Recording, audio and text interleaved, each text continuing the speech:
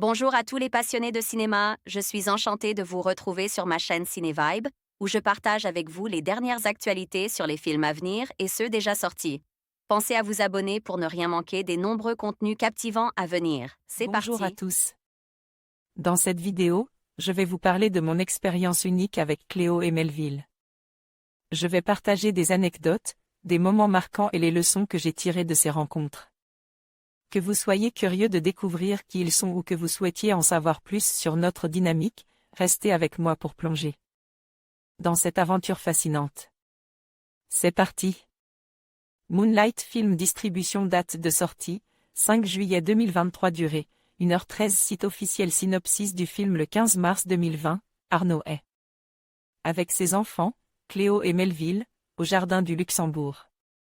Avec d'autres Pérez, ils discutent de comment chacun va s'organiser pour le confinement. Comme Arnaud est séparé de la mère de ses enfants, il pourra encore faire garde partagée dans son petit appartement de Saint-Germain. Des prêts. Moonlight Film Distribution. Lorsque le confinement commence, Arnaud Viard conclut un cycle. À présent, il ne vit plus avec la mère de ses enfants et son dernier film est sorti in extremis avant la fermeture des salles.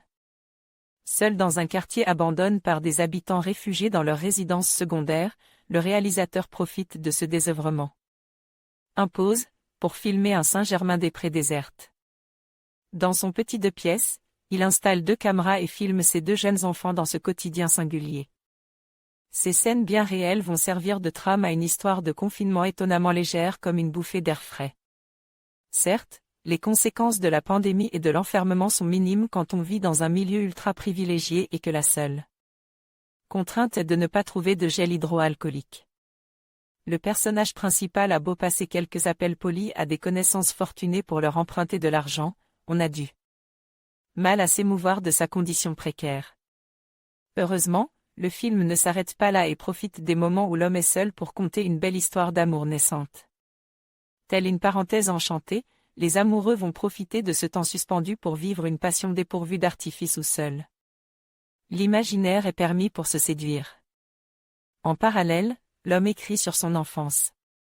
Ses souvenirs heureux sont couchés sur le clavier comme ils arrivent, dans un style épuré et bien écrit. À quelques exceptions près, ces réminiscences sont lues en voix off et malgré le dépouillement scénique, ces petites bribes de vie représentent les moments les plus touchants du film. Ils incarnent tout l'attachement que l'on éprouvait pour Arnaud, dont la voix douce et la tendre mélancolie éclipsent les scènes avec les enfants, qui, il faut bien l'avouer, sont un peu rébarbatives. Gaël Bouche envoyait un message au rédacteur.